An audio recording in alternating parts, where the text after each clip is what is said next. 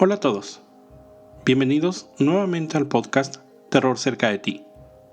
Hoy les traigo una historia terrorífica de verdad. En esta hay fanatismo religioso, crimen y actividad paranormal. Este caso fue una recomendación hecha por uno de ustedes, Pepe Jux, quien vive en Querétaro. Él lo mencionó y recuerdo haber escuchado del caso en el pasado. De hecho, existe un documental hecho por Discovery Channel Latinoamérica sobre este caso, como parte de la serie Instinto Asesino. Claudia Mijangos, nacida en Mazatlán, Sinaloa, el 25 de mayo de 1955, siendo la menor de 7 hermanos. Nació en una familia acomodada, pero a pesar de contar con una buena posición económica y social, en la familia no había, o por lo menos, no era demostrado mucho el amor hacia los hijos. Y en cambio, el arraigo religioso era muy fuerte. Su madre, de carácter fuerte y dominante, su padre, sensible. Se sabe que dentro de la familia había ciertos, no sé cómo llamarlo, elementos especiales. Su hermano mayor fue internado en varias ocasiones, diagnosticado con personalidad psicótica. Sus otros 2 hermanos con capacidades especiales. Sus 3 hermanas con matrimonios terminados en divorcio. Esto no significa nada en especial, son simplemente hechos que les quiero mencionar. Pero una de las cosas que distinguían a Claudia era su belleza. Si investigan un poco sobre ella, encontrarán que fue reina de belleza en algún certamen, aunque esto no lo puedo confirmar o no pude encontrar exactamente en qué certamen. A los 19 años de edad, conoció a quien 2 años después sería su esposo, Alfredo Castaño. Se dice que desde la luna de miel, Claudia comenzó a mostrar algunos arranques de locura. Tanto que después de discutir, Alfredo tuvo que salir corriendo de la habitación donde se encontraban. Pasaron los años. El matrimonio con Alfredo seguía. Tenían 3 hijos, Claudia, Ana Belén y Alfredo. En esa época, los padres de Claudia fallecieron y le dejaron una buena herencia. Con ese dinero, Claudia, su esposo Alfredo y sus 3 hijos se mudaron a Querétaro, lugar donde Claudia abrió una tienda de ropa para mujer de lujo, donde atendía a las mujeres de la alta sociedad queretana. Esta ciudad, Querétaro, se consideraba en ese entonces como un lugar muy tranquilo. La sociedad era muy religiosa. La gente cercana a Claudia la identificaba como una persona muy católica. La amiga de una de las hijas recuerda que siempre había una Biblia abierta en la sala de la casa. Los 3 hijos acudían a un colegio religioso, el Colegio Fray Luis de León, donde Claudia era maestra de catequismo. Como en muchas otras historias, la imagen que daba ella era normal, una madre cariñosa con sus hijos. Pero lo que pasaba en realidad, dentro de la casa ubicada en la colonia Jardines de la Hacienda, era muy diferente a lo que los conocidos veían. Se relata que en algunas ocasiones, Claudia intentó lastimar a su esposo Alfredo con un machete o con un cuchillo. Es más, cuentan que después de una fuerte pelea, Claudia dañó las llantas del auto de Alfredo con un cuchillo. Dicen sus amigos cercanos que Claudia veía cosas. Decía que en sus sueños se le aparecían ángeles que le decían que pintara. Algún tiempo después, comenzó a correr el rumor de que Claudia mantenía una relación con un cura del colegio donde asistían sus hijos y donde ella trabajaba. El padre Ramón, encargado de la catequesis en el colegio, aunque esto nunca fue confirmado. Todo esto, aunado a las creencias religiosas de Claudia, que comenzaron a rayar en fanatismo, comenzaron a crear problemas serios en la pareja. Para intentar arreglar esos conflictos, decidieron atender a terapia de parejas. Mucha de la historia que se sabe de este caso es por el testimonio del terapeuta que les brindó sus servicios. El mismo especialista les recomendó terminar su matrimonio y divorciarse. Él declara que la pareja siempre peleaba y que los argumentos eran cada vez más fuertes e hirientes entre ellos. Esto no hizo más que despertar aún más el fanatismo religioso de Claudia, ya que al ser una ferviente devota, no creía en el divorcio, sino que ella buscaba anular su matrimonio con Alfredo. Esto no lo consiguió. La tarde del 23 de abril, Alfredo la había pasado con sus hijos en un evento en la escuela. Cerca de la noche, los llevó a la casa con Claudia. Después de despedirse de ellos, inició una fuerte discusión entre los padres. Alfredo, de nuevo pidiendo regresar y tratar de solucionar los problemas de la pareja, pero Claudia se negó. Alfredo se fue de la casa muy molesto. Claudia subió a desearle buenas noches a los niños y se durmió. Unas horas después, en la madrugada del 24 de abril de 1989, Claudia Mijango Zarzac, entonces de 33 años, despertó cerca de las 3 de la mañana. Decía que voces en su cabeza le decían que Mazatlán había desaparecido y que Querétaro era solo un espíritu. También le indicaban hacer cosas terribles. En ese momento, Claudia, dentro de su delirio, se da cuenta de que necesita ayuda y llamó a una de sus amigas, Verónica. Esta le pidió que se calmara y le dijo que a primera hora de la mañana ella iría a verla. Esto ya pasa alrededor de las 4 de la mañana. Claudia se cambió de ropa, se puso un vestido, salió de su habitación y fue a la cocina por 3 cuchillos. En esta parte de la historia no quiero entrar mucho en detalles, porque lo que pasó después, lo que hizo Claudia en ese momento, es muy fuerte, realmente aterrador. Lo único que les puedo decir es que ella apuñaló en múltiples ocasiones a sus 3 hijos, de entonces 11, 9 y 6 años solamente. En la mañana, alrededor de las 8 de la mañana, su amiga acudió a la casa de Claudia. Entró a ella y la escena que vio la impactó de una terrible manera. De inmediato llamó a las autoridades, quienes al llegar descubrieron el lugar del crimen.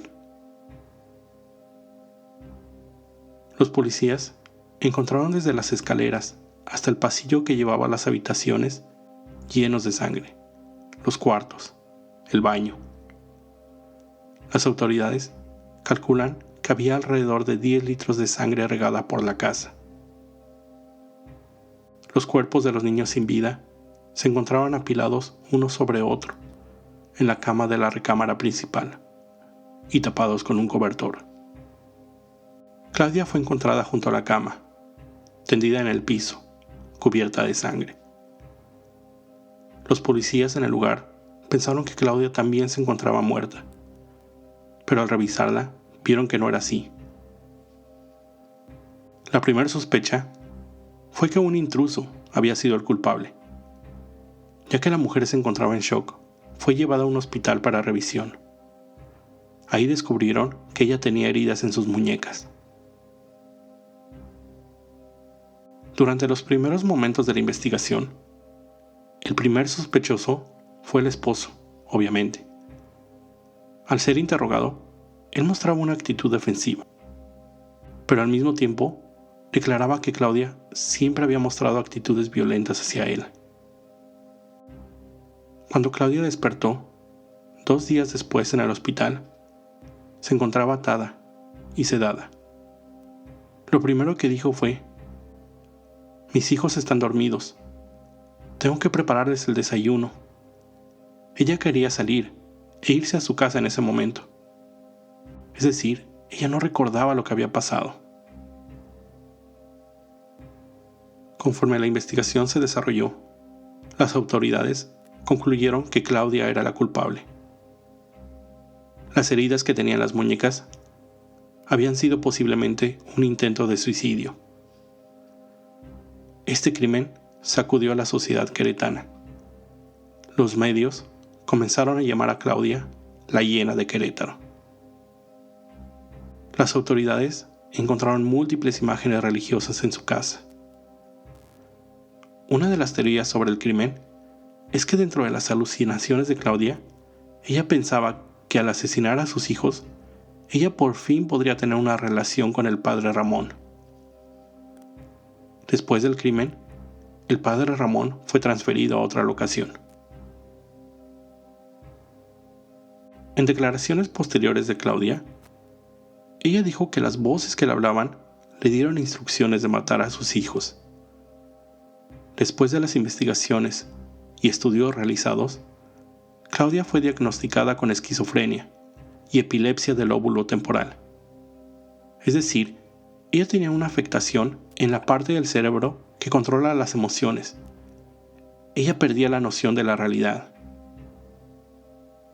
Debido a los resultados de los estudios, Claudia fue declarada como inimputable del crimen, es decir, que no se encontraba en condiciones de comprender su accionar o las consecuencias de este, y no se le considera responsable penalmente del crimen que se le acusó.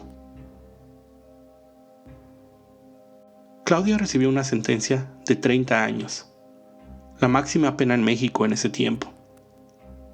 Pero ese tiempo no es considerado una condena, sino una medida de seguridad, por las razones que les expliqué. La hiena de Querétaro fue recluida oficialmente el 10 de septiembre de 1991 en el área psiquiátrica del penal de Tepepan, en la Ciudad de México. De acuerdo a una nota publicada por el Diario de Querétaro, Claudia fue liberada en abril del 2019. El magistrado presidente del Tribunal Superior de Justicia declaró, y cito aquí: en términos normales, nosotros tenemos una causa de extinción que se llama cumplimiento de la sentencia. Entonces, la sentencia dictada por nuestro juez se cumplió en su totalidad. Para nosotros, está cerrado jurídicamente, y ahora procede el tema de la cuestión salud. En esa nota también se menciona que Claudia sería internada en una clínica privada de especialidad en psiquiatría y que una sobrina de ella sería responsable. En declaraciones posteriores, ella aún declara no ser culpable del crimen. Y aquí también cito su declaración: no me arrepiento de nada de lo que hice en el pasado. Y sé que tu pregunta se refiere a la tragedia por la que fui condenada a 30 años. No me arrepiento por la sencilla razón de que yo no cometí ese crimen. En ese momento, algo muy poderoso se apoderó de mi cuerpo, y fue quien realizó ese terrible asesinato. Para agregar más terror aún a este caso, como les comentaba al inicio, también tiene su parte sobrenatural. Como podrán imaginarse, después del horrendo crimen cometido en esa casa, muchos curiosos comenzaron a visitarla.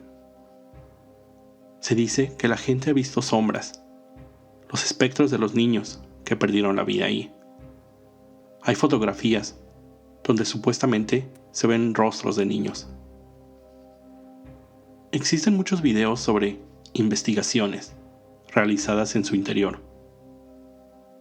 Pero como siempre, cuando veo estos videos, siempre lo hago con algo de escepticismo, ya que no sabemos en realidad qué videos son reales o cuáles han sido alterados.